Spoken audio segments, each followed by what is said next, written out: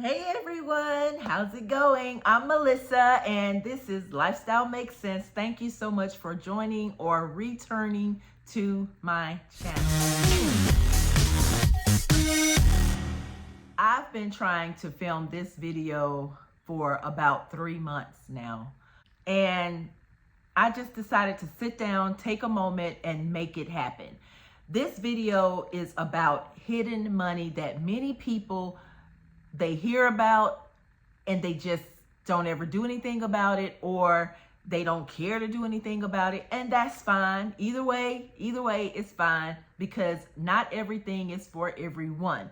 But if someone owes me money, or I'm due to get some money from somewhere that I don't know about and someone lets me know about it, believe you me, I'm gonna be trying to go and get it. Okay, so I came up with things and places where you can find hidden money that's legally owed to you. Okay, this is not getting over. This is not like get rich quick schemes or scams or anything like that. Don't fall for those, by the way. But these are legit places that I have personally used myself to find hidden money. And I say hidden because who's gonna just let money that's owed to them sit around? You don't know about it. So in essence, it's like a hidden treasure, right? That's what it is. Let's jump into this list. So this is this is a throwback, because when I was around 18, 19 years old, out on my own, had my own apartment, I had this little small couch. And every time anyone would come visit me, they would always sit on that little small couch. And me thinking, well, maybe they dropped some change into my couch, because, you don't have too much money when you're out on your own and 19 years old. So I would search literally through my couch to see if any change was dropped in there. And I found, maybe a good $12 over time, so hey, it hit at the right moment. Some days I would find 11 cents. Some days I would find a balled up $1 or $2 or what have you. And, they left it at my house. It's in my couch. They don't call back to ask for it. They don't ask about it. So it's mine. So yeah, couch. Start with your couch. I don't even know if people walk around with change in their pockets anymore when they sit on people's couches. I don't know. But start with your couch. That's hidden. That's definitely hidden money, because who's looking in couches these days? I was. You might need to too. Now, you might find $1, or like me, I found $50 one time inside of my dryer or my washer. Check inside your washer and dryer, because sometimes people in your household, my husband was bad about this. He would leave money balled up in his pants pocket or in his shirt pocket. And whoever does the laundry, I'm sorry, that's like a tip for me. Doing laundry, I get to keep that, okay? Unless he specifically asks for it. If he asks for it back, give it back to him. But if he don't, count it as a plus. The other place is a discount, more of a discount, where you can find money. If you're part of any type of military thing, you get to, it's called ID First, and you can actually go onto that and get discounts for so many things. I had no idea until my son joined up and he was explaining to me all these different benefits or what have you. I don't get a lot of the perks because I'm not part of it. But if you are part of it, then hey, jump on there. First responders, teachers, military, emergency workers, they still offer you guys major discounts on a lot of things. So take advantage of it if they do. Now, the first three that I just mentioned were kind of pretty known facts. You may have heard those before. They may not be nothing new, but just in case they were, new to you, hey, jump on them right now. These following ideas are ways that you can actually find money that's owed to you, okay? Owed legally to you. And I have my iPad here so I won't miss a beat. The first one is class action lawsuit settlements. Now, they may be $5, $20, $50, but I've received class action lawsuits for $1,000 and something one time. So if you're a part of it, most of the time they'll send you out a letter or notice or what have you. And if you receive that notice, you have the right to just sign your rights away and say you don't want to be any part of it, or you have the right to sign and say, when there's a settlement, send me my money. Send me a card, send me a check, put it in my Venmo, whatever it is, you are due that money. You didn't create the settlement, the lawsuit, but you are a part of it and you are due that money. It don't take a lot of paperwork to do. Sometimes you have to fill out the details of dates and so forth.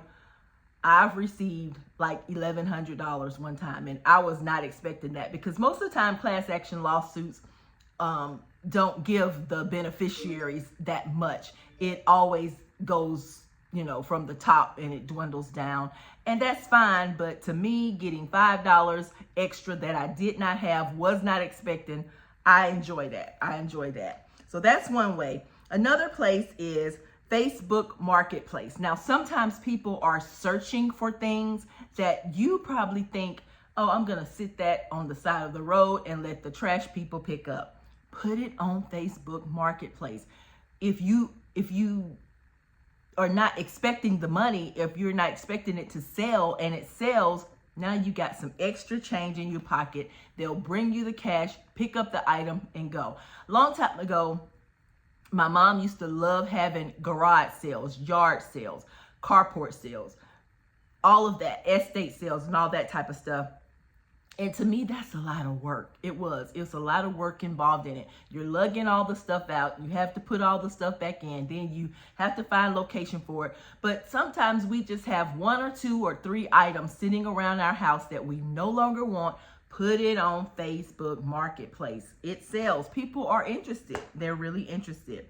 Now, this one right here, it's funny to me because it has happened to me over and over, and it's probably happened to you too. But you have someone that comes to you to borrow money.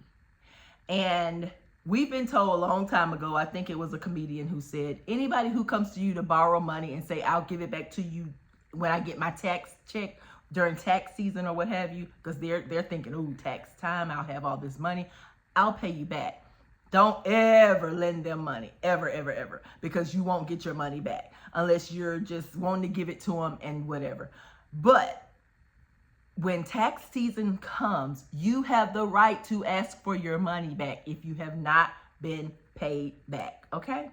So if they've borrowed it, you are legally good in asking them for your money back. Now, sometimes this creates problems because they come up with all kind of excuses not to pay you back, or they come up with all kind of reasons to get angry at you for giving them your money. They get angry. So just expect all that. But if it's somebody that you trust and love or what have you, and you just want to donate it to them, then so be it. Do that. But if you want the money back, you have the right to ask for your money back. It's just that simple. Tax season or not, it's just that simple. But to catch tax season at the beginning, because if you wait to the end, the money's going to be gone. This one, I used to actually have a business doing this one. I used to help people find unclaimed property on the legal state sites of their area. Now, I live in Alabama, and our state site is very, very simple, and it's easy to kind of identify whether it's your claim or not. But I have recapped over $50,000 in this business in about 3 months' time, because that's the longest I've had the business. It was, for me, too much paperwork to try to handle and take care of everybody else. But if it's just for me or just for a family member, it's not that hard. It's not that difficult. You just contact them, print out 2 pieces of paper, and voila, you get your check in the mail. Now, I think now they've actually went to doing it online. So you may not even have to print out the paperwork. You just fill it out over the computer and it goes electronically, which is even better because that means you receive your check even better. It's legit. It's legit. Some people don't do it because they say, oh, the government's just trying to get into my business or find out where I am or do whatever. The government already knows where you are. If you use a cell phone, credit card, debit card, food stamp card, whatever kind of card you use, if you're not a hermit living under the rock and off the grid, they already know where you are. So if somebody's trying to give you some money, then this is a legitimate way to find hidden money. Don't sleep on unclaimed property. Every state has a site. Every state has a site. It's the law. They have to try to locate you to get your money. I don't know how much work goes into them trying to locate you to get your money, but I do know that it's a simple way to pull it up and you claim your own money. Don't let them come looking for you. That may not ever happen. You go looking for your money and look up your friends, look up your family. Most of the time, somebody you know is on there. Another way that you can get some extra money owed to you is by referrals. Now, there's a referral program in just about every aspect of sales. Your beautician may give you $25 for referring somebody new to him or her. Your apartment people may give you $250, $300 for referring someone to them. There are all types of ways that you can refer people and get money, get paid for it. So don't be afraid to look through your subscriptions, look through your clients, look through your business associates or whatever accounts you may have and see if they have a referral program. And that referral program generally tells you what the benefit is. Most of the time it's cash, most of the time. Sometimes they'll give you a free meal, for example, or they'll give you a gift card or what have you. Whatever it is, it's free. It's legally yours because you've done the work of referring someone to their business or their place or their site or what have you. Referrals is a good way to get you some extra cash every now and then. Now, this way right here, only if you use a credit card does it kind of benefit you. But if you're going to get a credit card, my suggestion is to get a credit card that has cash back.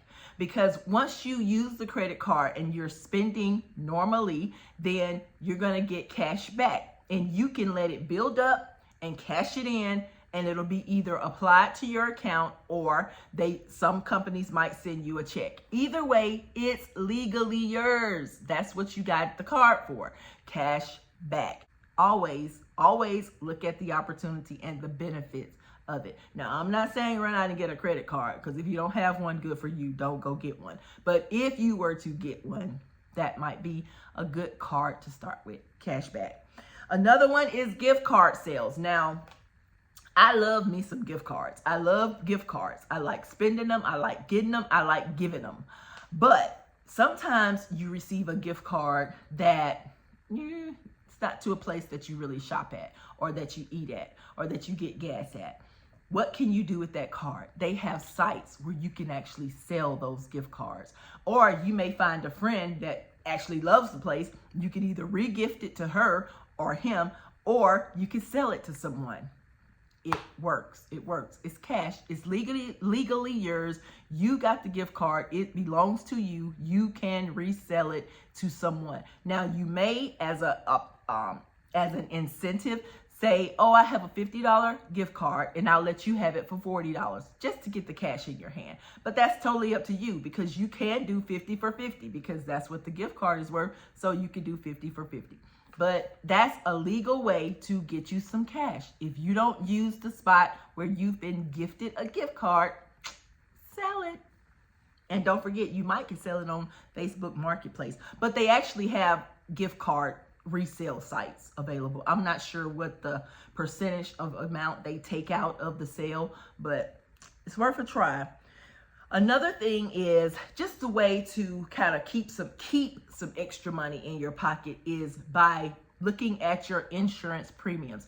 Do you know that I saved over $800 by bundling some of my insurances? Man, I was like, all this time I could have did that. $800 for the year is what I saved by bundling my insurances. Check into it is all I can say. Check into it, because if your premiums are lowered, if your deductibles are lowered or higher or what have you, that can help save you some money too. But bundling, and choose a company that's willing to work with you and help, manage your finances. Not one that's going to be excessively overly with pricing, but choose one that is under what you're currently paying. If you add all three of them up, as they are separate now, if you bundle them, the cost of that bundle should be under what those three costs separately. And most of the time for me, it was a tremendous decrease. I mean, tremendous. I loved it.